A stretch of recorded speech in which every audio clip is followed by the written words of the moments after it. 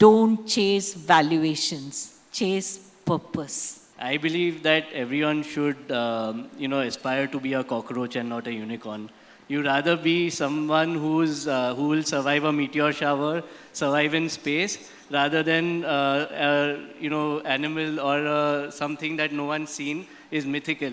Think of it from a long-term perspective, and everything that comes along in the short term will not seem like a challenge, but really seem like a learning that will help you in the long term.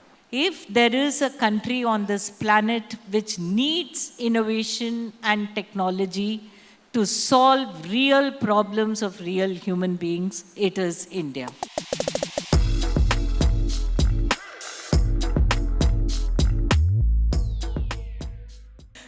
Sometimes I feel that we are not very real we are very real when it comes to critiquing, criticizing and saying what we don't like, but we are not very real when we when we have to publicly go and say that this is what I like.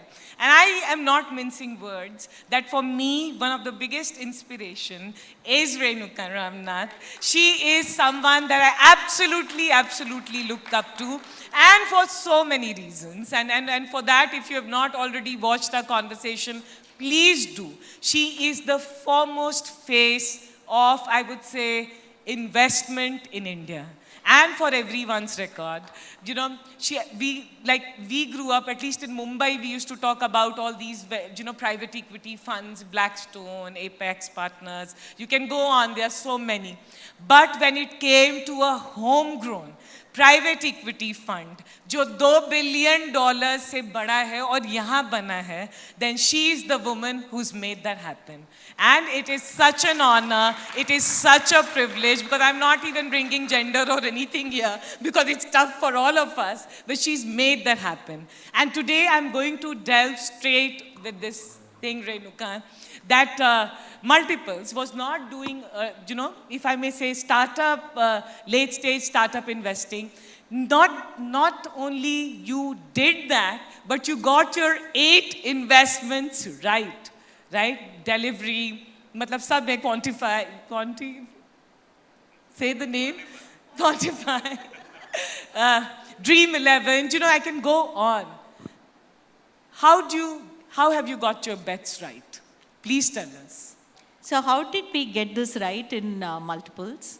One, we saw that India as an economy is going to do very disruptive things. If you have to build an inclusive India for the demographics that we have, for the purchasing power that we have, for the difficulty we have in reaching the hinterland of India, for the diversity we have in terms of our language, preferences, behavior, and so on, it will be these innovative entrepreneurs who bring innovation and technology to make that happen. So we were very convinced about that. So right from the beginning, we said we must pay attention to this innovation and technology-led innovation and build our own capability to understand it.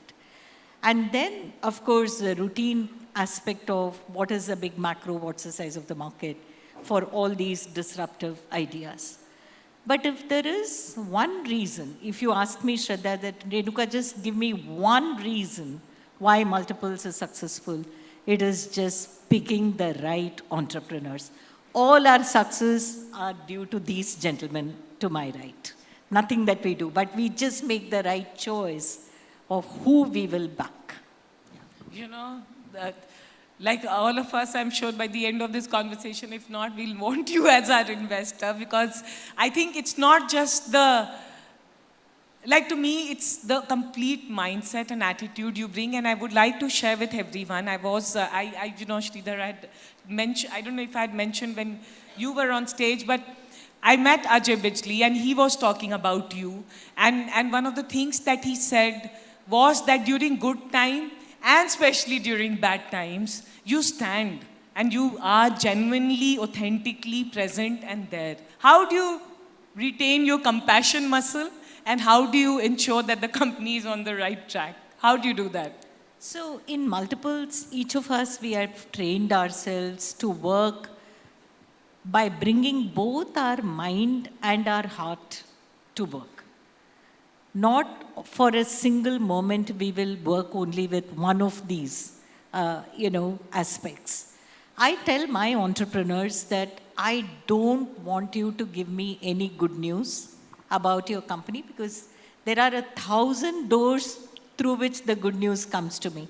And if the good news doesn't come, if the good news comes very late, it really doesn't matter. But when it comes to bad news, it has to come from you. The minute you know the bad news, I should know. Why? Because it gives me time to prepare. It gives me time to respond. When other participants in the market try to pull us down because we are going through a bad time, it gives me enough ammunition to respond in a way that I protect the interest of everybody. So I can never hear bad news from anybody else other than the promoter. If that is the case, the corollary of that is that in bad times, we have to be with them. Bad times are not happening because they did something wrong. Bad times happened because that's what the environment is. And if you are a genuine partner for your entrepreneur, it is in bad times that you have to really be a pillar of support, holding their hands and seeing how do we tide over this bad time, rather than just operate from your head and your spreadsheet and say that, how do I get out fast? How do I get the better of you? How do I extract a pound of flesh from you? You don't build sustainable business that way. So yeah. I think it is just a very, very balanced equation between what I expect of them and what I give them back in return. We are very demanding in terms of performance by our companies, but not irrational. It is about setting the bar high. It is about leading with the right examples. It is about telling them that you have all the resources and capability to dream much, much bigger than what you did when you were alone, because now you are in the company of multiples. So how can you expand your dreams? And therefore, we are setting the bar very high. Equally, on your worst day, when you turn around, you can be sure that multiples is with you. I am convinced that you are, like one can feel it. And Vivek, my congratulations. Renuka was talking about this very, very big announcement that you had 2 days. First, you tell us, because यहाँ पे सब chat GPT, generative AI is the conversation. So first, tell us the good news, share it with us, and tell us what's next, because you started looking at AI in 2013, when it was not the buzzword which aajkal, at least in the last 2-3 months, it's become. So tell us where you are with Quantify and anything that you would like to tell entrepreneurs who are building in this space. Yeah, thanks Shradha, YourStory, and for doing this. But before I say anything, I would say that what is happening here is a great celebration for entrepreneurship. So 3 cheers to everybody in the crowd for just representing that spirit, because I think that's the key for anything that has to relate with innovation and moving like progress in the future. So thanks for doing what you're doing, and thanks for listening to me. So to respond to Shradha, the big announcement that happened yesterday was by Jensen Huang, who's a founder of NVIDIA, and he announced Quantify's beta release for what we call as Bionic, and it is a generative AI platform that we are putting out there for enterprises to adopt generative AI to improve their knowledge mining processes, right? What I want to share, and I think about Quantify and my experience while doing this is, this is Bombay, India, and Bhavit is on stage, so it's appropriate to use a cricket example.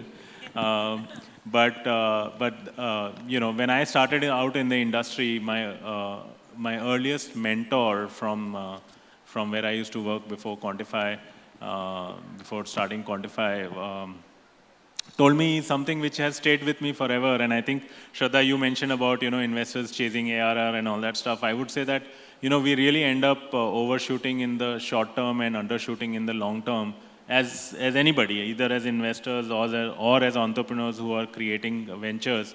But what I was told is that, anything that you're doing in life in terms of a career, think of it as a 40-year test match with 4 innings of 10 years each, right? And the first 2 innings are about exploring, ideating, and the next 2 innings are really about contributing and creating long-term value, right? And I think that perspective is something which I feel like, in the rush of the startups in the modern world is something that kind of gets sacrificed the most. But in my one data point experience, I would say that has been the most important perspective, right?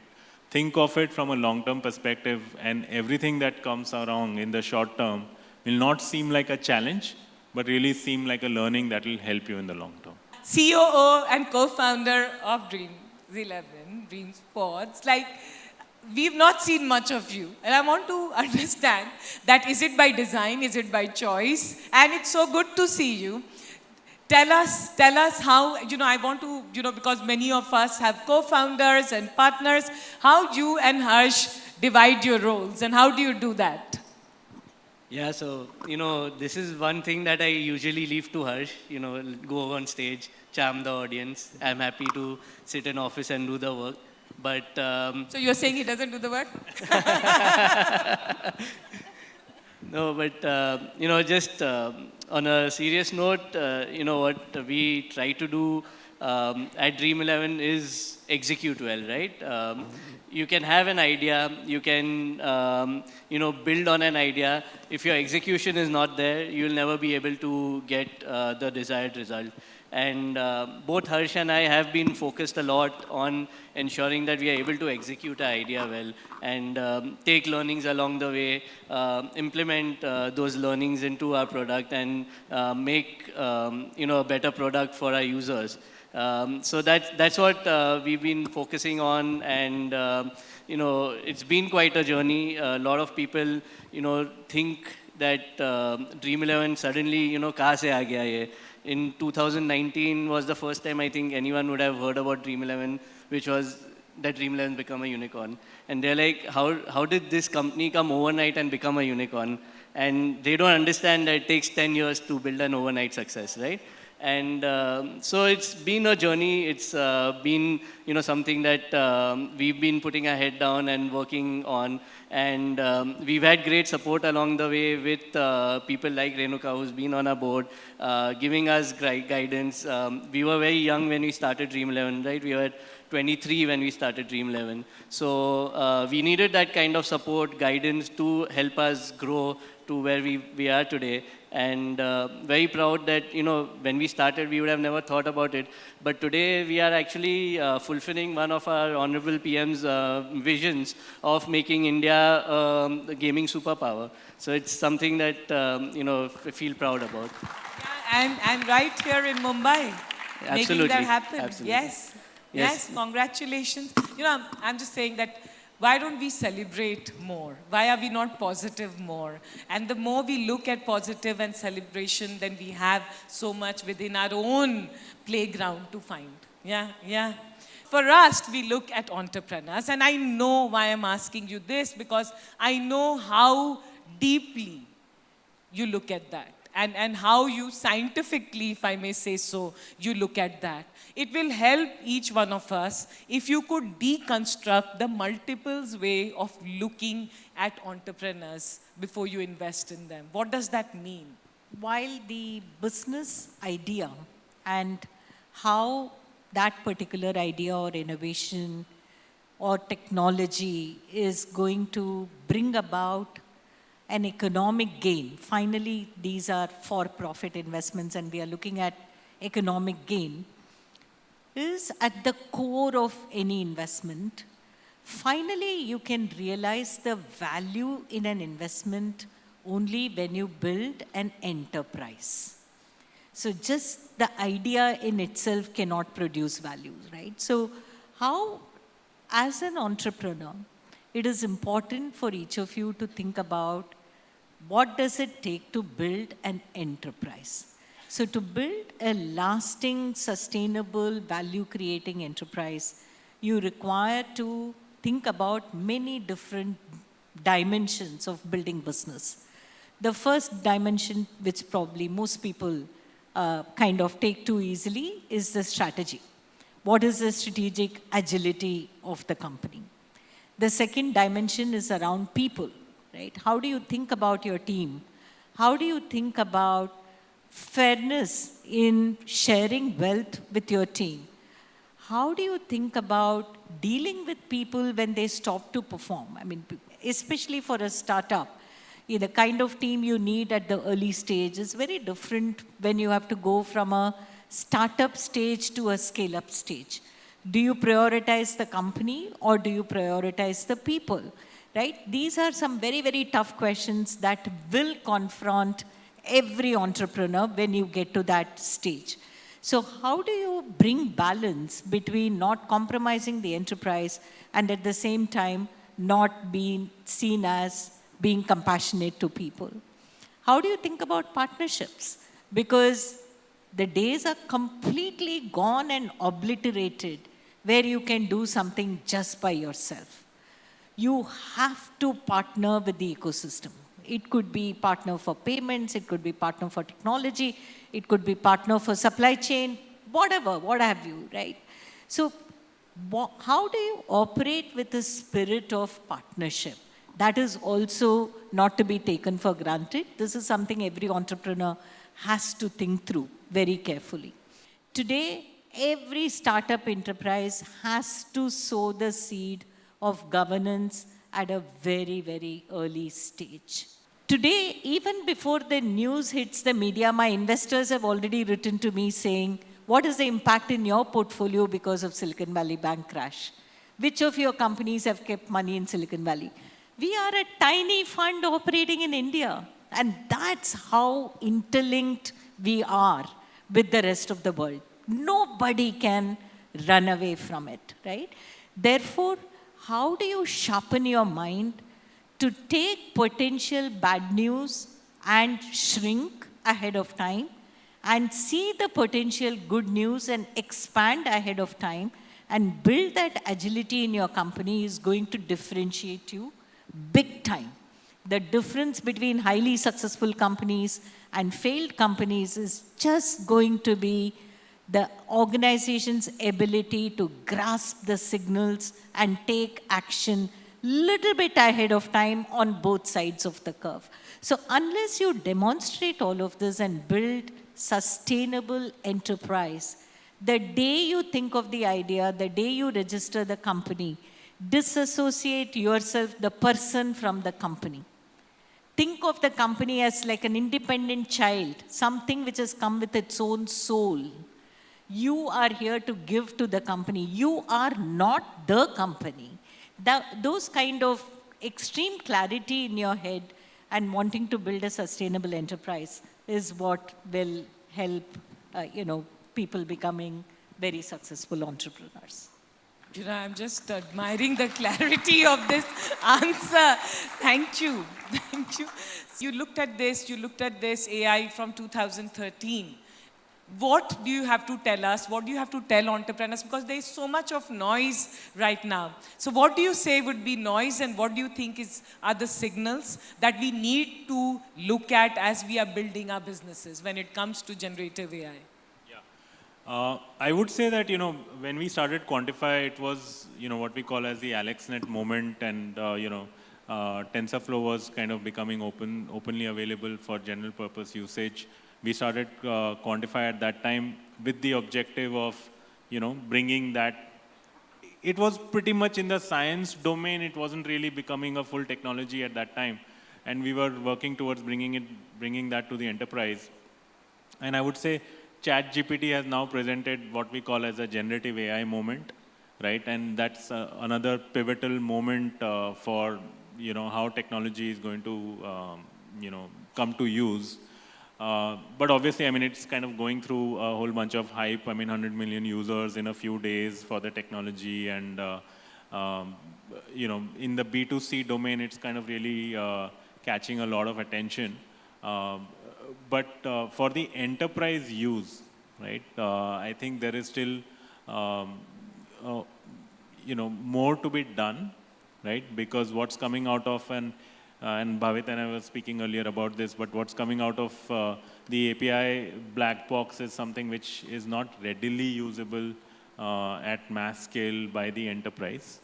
So somebody has to really make the underlying tech stack become more useful for little bit more narrowly defined use cases for the enterprise, right? So I think entrepreneurs that are trying to bring this technology for their own products or for enterprise use, you really have to pay attention as to can you deliver value to the enterprise, because I think technology for technology's sake, that time is actually gone, right? I think the buyers of technology, the buying center has shifted from tech CXOs to business CXOs, right?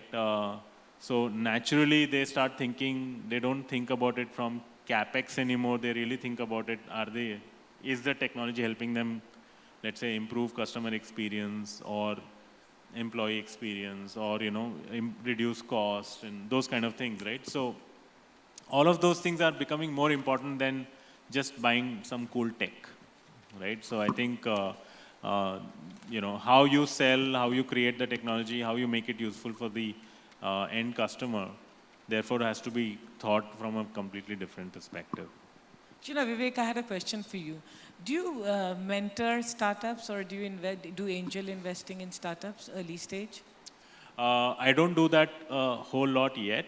I mean, there are 2 or 3 startups in which I've invested individually, and then we do have regular sessions about understanding their business. But Bhavik, I want to understand from you that you and Harsh, when you started, we can relate, like most of us would relate, दो लोग शुरू किए हैं, rejections हुए हैं, but आज, the scale at which you are operating requires certain processes, certain mindset shift, certain attitudinal shifts, which, you seem like us. But you had to make that journey to become from 0 to 1 to 1 to 100, now 1 to billion. And today Harsh was saying that you have 160 million users. What were some of the pivotal thinking mindset shifts that you both had to do as entrepreneurs to be here? Absolutely, great question, because through the journey we've seen that every time you reach a certain inflection point, you have to change the way you operate. Otherwise, you're not going to be able to scale up. From processes, for example, when we scale to 50 people, you don't really need any written processes. Everything is going over and talking to people. And but when you hit 150 people, you realize that now it's not that easy anymore. You probably, I didn't have time to personally meet each person one-on-one, which I used to when we were at 50 people. So now you have to start writing down some of the processes, having some kind of a culture that you want to talk about, because when you're at 50, everyone's working with each other, you know what the culture of the organization is. Then at 150, you start writing down the culture. When you then double to 300, you realize that that culture doesn't work anymore, right? And you have to refine it further. So what we've seen is every time we've doubled our workforce, we've had to make a significant amount of change in the way we work, in our processes. And that's one thing that even today, we struggle with, because, we always believe that as a startup tech organization, we want to be nimble. We want to be able to run fast. But you have to also set some processes in place. So how do you balance between the both of them? How do you make sure that people yet have that nimbleness without having to go through all this red tape that we've set up? So that's something we focus on a lot, and that's something we take a lot of feedback from the team. We ensure that we are able to be that nimble, but at the same time have certain processes, have certain governance structures. And, Renuka rightly said that people are now waking up to corporate governance, but, why not when you start the company, right? You set up the base correctly, and if you do set up that base correctly, you will not have a problem as you scale up. And, that's what we've believed in very strongly. And we've been able to scale up. Obviously there have been learnings along the way. There have been a bunch of failures along the way. It's just about learning from them and building the right way after you learn from those failures. The value and the quality of the conversation is phenomenal. I have to put you on spot on this. Last 2 years, we have been celebrating Startup India, unicorns, like the whole, somewhere I started disassociating with the startup ecosystem because it all became about money. It all became about valuation, one-upmanship, कौन किससे ज़्यादा value कर रहा है, funding है, किसका, and it's like a mark. Everyone seemed to be $1 billion plus only. But right now, it just feels very good. It feels very normal, and it feels कि हम सब एक साथ हैं because it is tough. Now suddenly, but the other side is now everyone is saying, oh, this startup ecosystem is not going anywhere. It's going to be tough, and the companies are overvalued. Tell us, where are we? What is reality? And what do you see of all these noise that we've been part of in the last 2-3 years? Shradha, none of this is new to me. I've seen markets for 35 years. The same volatility the hubris that I've seen in public markets, and then it would have some very, very steep correction, is now what we are seeing in the private markets, because private markets have also become big. I was never a fan of the word unicorn. I really thought we were doing disservice to entrepreneurship and to venture capitalism by using excessively the word unicorn. Why aren't you valuable when you're less than $1 billion? You are solving some important problems for your customers, right? Whether they are enterprise customers or individual customers. So I would say I'm neither despondent now, nor was I ecstatic when valuations. Of course, I must confess that I was deeply disturbed and distressed by the irresponsible behavior of some people in my community, some funds in my community. It is not about paying irrational valuation and dumping irrational amount of capital in the hands of enterprises which don't need them and which don't value them. You are destroying the future of many other worthy entrepreneurs by behaving thus. And markets have, like how a human body, if you go and eat or drink excessively, don't you get it out of your system? The same thing has happened to the market. That's all that has happened. So it is not throwing away entrepreneurship. It is not throwing away the need for innovation. If there is a country on this planet which needs innovation and technology to solve real problems of real human beings, it is India. We will always worship, nurture, and nourish entrepreneurship, especially tech-led entrepreneurship. Please don't chase valuations, chase purpose. You're not a bigger entrepreneur because your company got valued better than your neighbor's company. But if you solved real problems, if you took away real pains of people, you are an entrepreneur worthy of every salute from every Indian. So stop chasing valuation and we will be perfectly fine. Wow. This is my headline, right? Stop chasing valuation, chase purpose. Yeah. Let's see how convincingly you're saying it. I love you. Amazing. I must say, somebody here must be waiting to criticize me, saying, Renuka, what purpose did you see in Dream 11, right? Other than just making money. Let me tell you, so I was meeting some prospective investors, and somebody who was with me who was a distributor of our product, Multiples product, was talking to this prospective investor about Dream 11. I am sitting in the meeting, he didn't allow me to speak. This boy was talking about Dream 11. He was a very fair complexion guy. His cheeks became red. His eyes started glittering. The happiness that he had talking about what it meant to him to be on a Dream 11 platform. So entertainment, sports engagement are as much important purpose as, I would say, medical discovery or banking needs or saving needs. So the purpose has to be very, very clear. What am I doing to my customer? How am I bringing delight to him? How am I improving his life is very, very important. Tell us what has it meant to get investment from Multiples, but most importantly, tell us what's your purpose? The purpose with which we started Quantify is to create and share the magic of applying science for transforming organizations, right? But as we have built the company, we are now close to 4,500 people. And I think what we have discovered is that a very important purpose that we are serving is to create the AI talent in the country, right?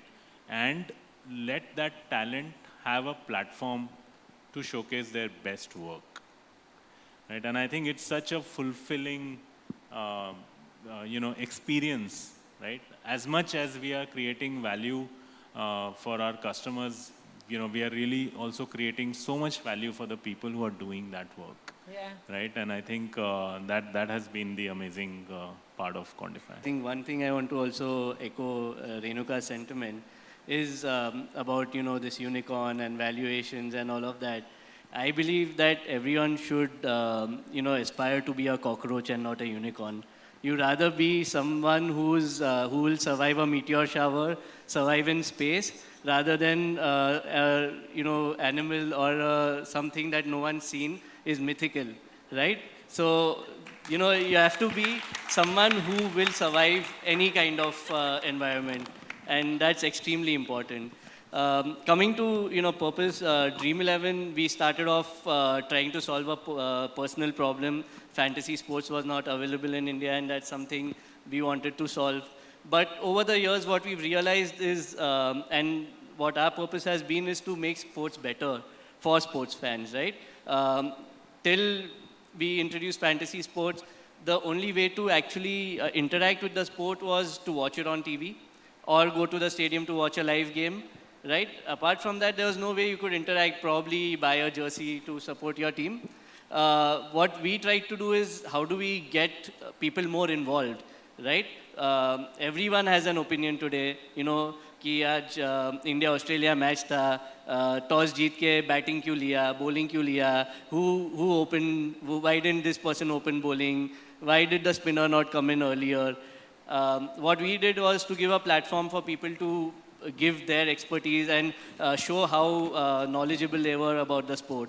And extending that, from Dream 11 to Dream Sports, what we are trying to do is build an ecosystem around sports where people can interact much more with the sport they love rather than just watching it. It was a long but very genuine answer.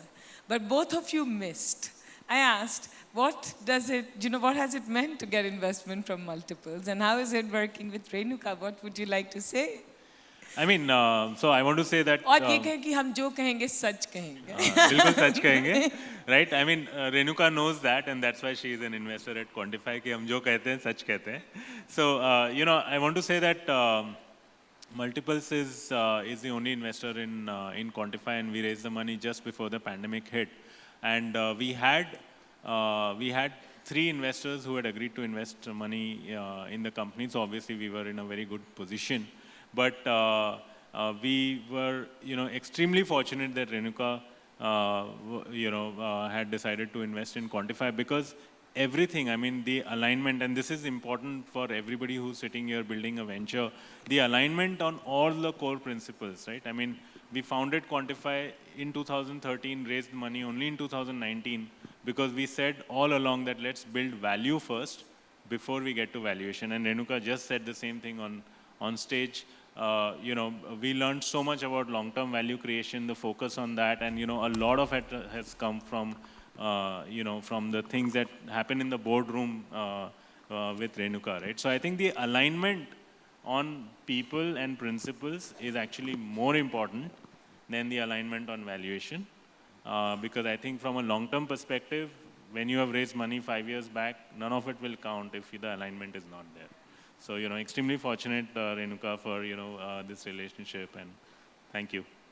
Couldn't agree with Vivek more on that. And, through the conversation today also, we've got a glimpse into, how Renuka and multiples think.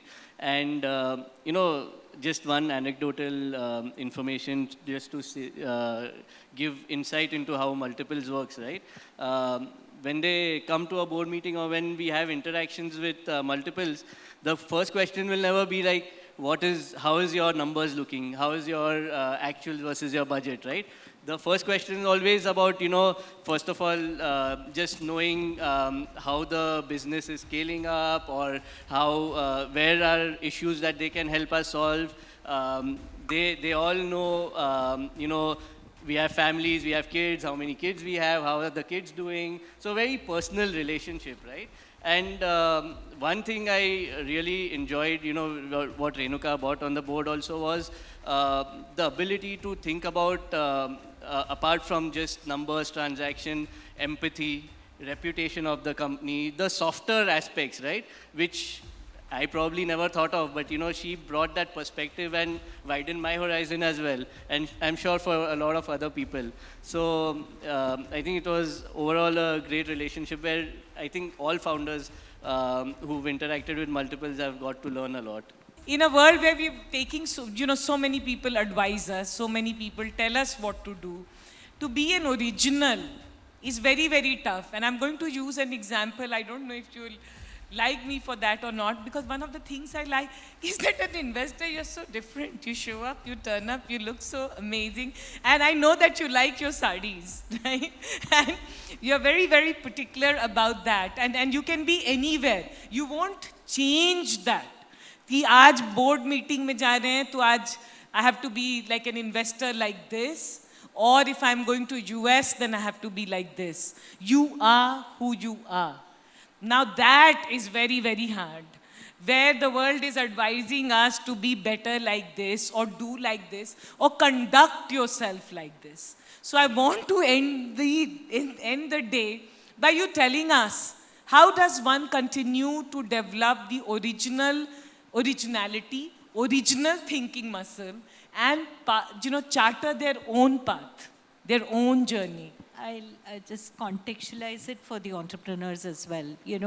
Each of you are building a very unique business. You're going to have a very unique journey. You're going to have your own unique challenges and opportunities. So if you create two personalities for yourself, one that you will show at the workplace or to the investor, and another who you actually are, it works against you at a time which is horrible for you. So you actually need your partner, that is the investor, at a time when things are going wrong.